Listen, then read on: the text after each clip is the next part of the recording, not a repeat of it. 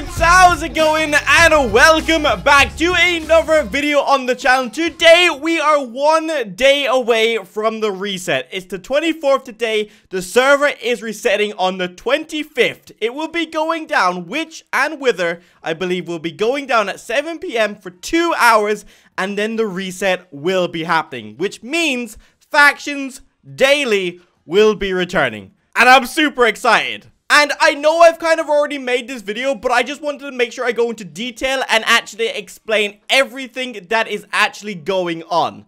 And chances are there could be another video out a little bit later, so there could be a double upload going out today as well. So look forward to that, I guess, if that does happen. But if you guys are hyped for daily factions, let's see if we can smash 2,000 likes on this episode. Let's see if we can do it. And also, I got a question for you. When I'm doing factions, would you like to see hide or hunt return?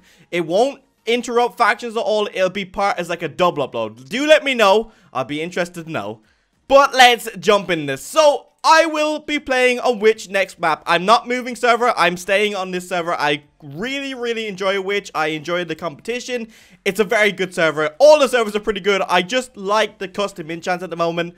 Maybe one day, maybe next season, may return to Skeleton, but at the moment, it's Witch.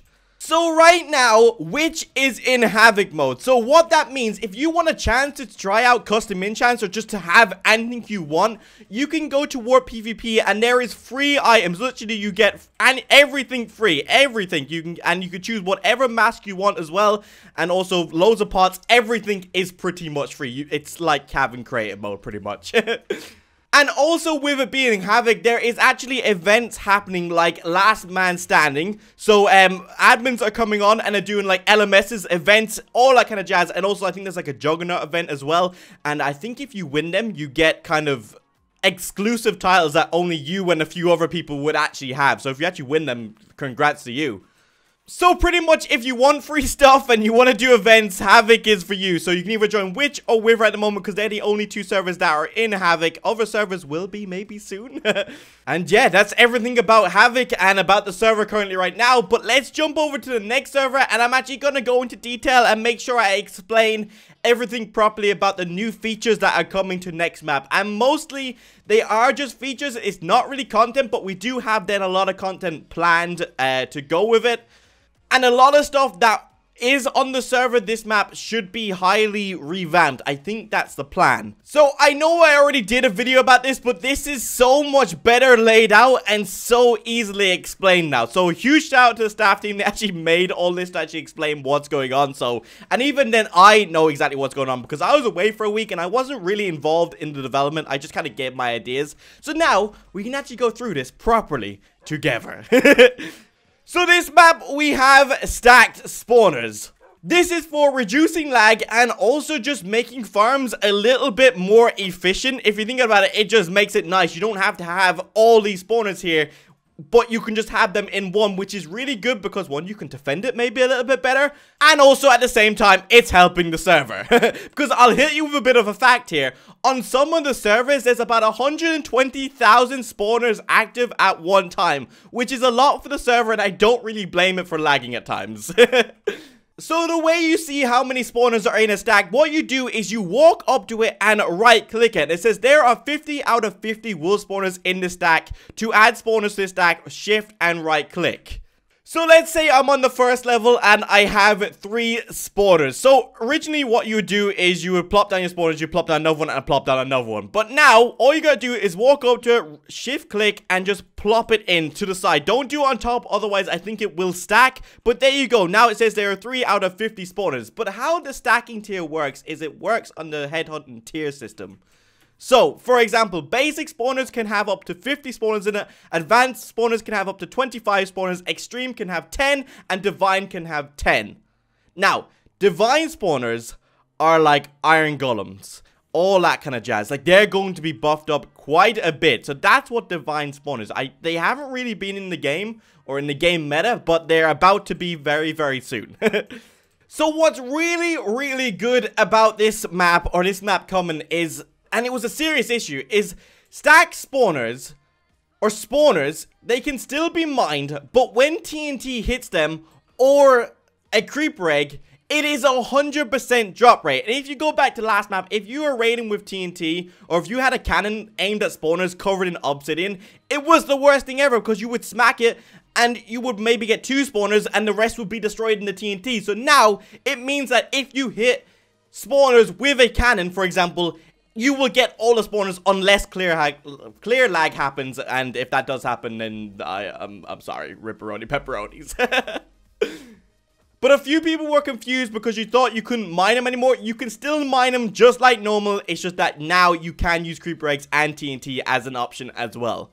So, when stacked spawners drop, they drop as a special item to reduce lag. It will drop as a spawner pouch, and when you go to pick up this spawner pouch, it will put as many in your inventory as possible and then leave the rest on the floor. So you have to get a teammate to come in, or you have to empty out your inventory to pick up more. So I'm actually going to demonstrate this right now. Hopefully it doesn't blow up the entire set. I really hope it doesn't. But I've got a creeper right here. I'm going to plop this on the ground. Hang on, I'm just going to make sure that there is actually spawners. Okay, well, we're about to test. Okay, so there you go. You can see that there's 50 spawners inside this pouch. So I'm going to go pick it up. And now I've got as many as I can get, and now there is 17. So let's just say I go, oh, quickly, PV1, let's put these in here. Oh, no, quickly, and then I go back in to grab some more.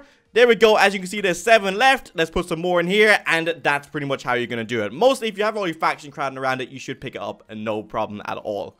Now, that's for raiding, but I guess if you're, well, I guess if you're picking up in your own base, you'll be prepared to empty out your inventory. And then that's pretty much it. It's a pouch that stays on the floor. You can't pick up the pouch. You can only just pick them up as you go. But as you can see, spawners can still be mined anywhere. So that feature is not gone. I know some of you thought the feature was gone. No, that feature is never gone. I love it. You guys love it. It's loved.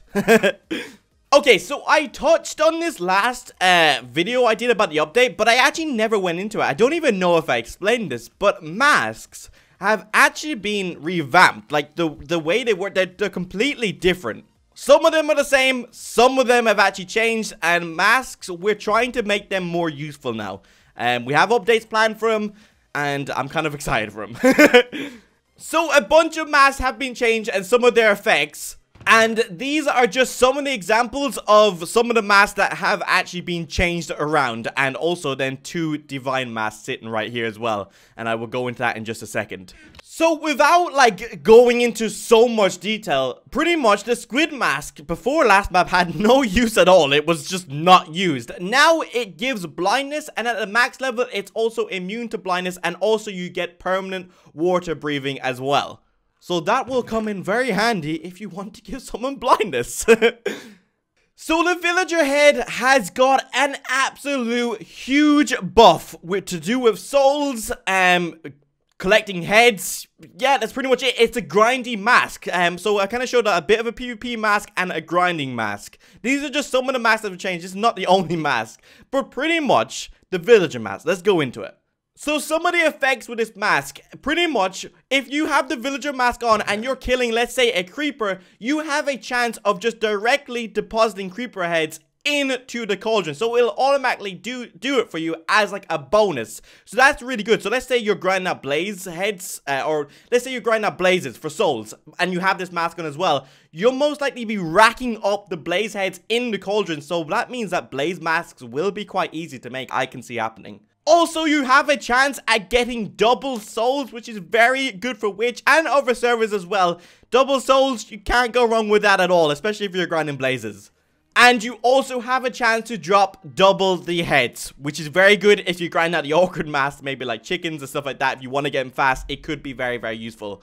But anyway, jumping over to the divine masks, pretty much these are 2 new masks properly developed, and you won't be able to grind them out. They will just be luck through the crates. And they're pretty legendary. So the skeleton horse, quickly summed up, gives you speed 4. So it's a bit better than the horse mask. Speed 4 is extremely fast. And also, when close to death, you will gain a mad absorption and speed 5 for a short period of time. So that's pretty good if you want to escape. And then Undead Horse Mask gives you speed 3, a chance for slowness, and also a chance to remove someone's regeneration. So let's say, for example, I just ate a gapple, and I was being attacked by an undead horse guy. He could actually remove my gapple effect if he's lucky enough, and that's it. I could be dead. Simple as that. Anyway, moving on to mask reinforcement. So pretty much the days are gone when you used to make a mask and you wouldn't get protection 5 or protection 4 on it because you just got unlucky. Those days are gone. That's all gone. It just didn't make sense at all. So the way it works is you come up to the cauldron or the, oh, well, actually not the cauldron, the anvil, and you come here to reinforce your mask. And pretty much once you upgrade this all the way, it should give you all the effects you want. But it is grindy and there is chances to fail. But the first one, as you can see, is 100% chance rate. So I put that on now. It gave me projectile protection 1, respiration 1, blast protection 1. Now you might be like, why is there no protection? You will get protection as the levels go up, so don't worry, you just need to grind a bit more. Yes, this is a bit more grindy, but that's what factions is all about, if you technically think about it. And also, it makes masks more rewarding, and it makes it a lot harder for people to get. For example, if people get masks out of the mystery mob mask that you can get from crates, they will only just get the basic effect, so they will still have to go and level up the mask. That means that no one can just come in with a fully decked out mask in like just seconds, so that's really good as well. So if I didn't explain that, it does actually cost heads to level up again, but hey, it's grindy, but that's factions. So pretty much you can keep going through the levels, and as you can see, the protection 1 has been added, but as you can see, it's starting to get riskier. See, you can see like the success rate is 80%, but the failure rate is 20%. What happens if it fails? It doesn't break, don't worry, it just goes back down a level. So if you're very unlucky, that could be bad. But there are things you can get. I don't know if they're fully working right now. Let's see if I can apply it. There we go. I did apply it. So it's reinforced. So pretty much what that will do is that will make the failure rate completely disappear. Now, right now, I don't know if it has made it completely disappear, but it will on the actual live server because it's only a test server. So before they didn't, but now just a little update on masks just in general. Masks now act like a diamond helmet. They didn't before. No matter what level they act, this is technically a diamond helmet. Also, what's really good, probably the best feature of the reset, it can be right-clicked. Oh my god, I have been waiting such a long time for that. Because before you used to manually drag all your heads, but now you can just have a head like here on your hotbar and just swap it out. Just boom, like that. It's gonna be good. I'm looking forward to that now. So, if you completely want to as well, just one last thing, if you don't want to go reinforcing your mask, you can just take that, you can just use the mask as it is, it just won't have protection on it. So, pretty much, it will be the effect that you have, let's say, Creeper 5, and just a plain diamond helmet. You can do that if you want, but I would recommend leveling it up, of course. So now this is a new feature. It's been on gas, but it's coming to all servers because you guys voted for it, and it's actually a really, really good thing. It might seem a bit weird at the start, but it's actually a good thing for people who build bases and want to stay in their base. So temporary set homes in enemy and / neutral territory. So pretty much what that means is if I go into an enemy's base and I set home, my set home will stay there for 1 hour max. And also, if an enemy ult logs out in someone's base, that ult in about an hour will be TP'd back to spawn. So there's no way around it. So what that means is if your base gets raided, it means that you can repair your base and still actually live in it. And people who are raiding, we didn't want to get rid of set homes at all. We wanted to make it so you could still raid and didn't have to like go back to your cannon and run through the walls into the base. We still set your home so it'll stay there for 1 hour. 1 hour should be plenty to raid a base. Plenty.